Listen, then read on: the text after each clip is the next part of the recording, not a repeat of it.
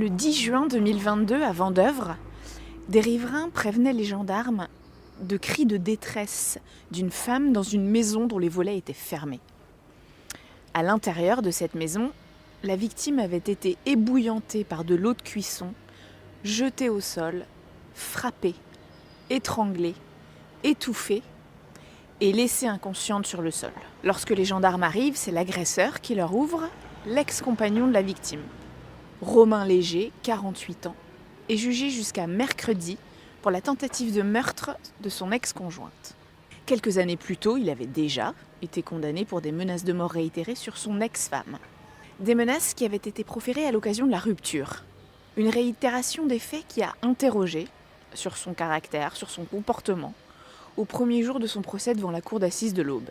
Et c'est l'enquête de personnalité qui a plus ou moins révélé quelles pouvaient être les causes de ces pétages de plomb successifs. Romain Léger n'a pas connu son père biologique. Il a été reconnu et porte le nom du compagnon suivant de sa mère, un homme qui les a quittés alors que le petit garçon n'avait que 5 ans.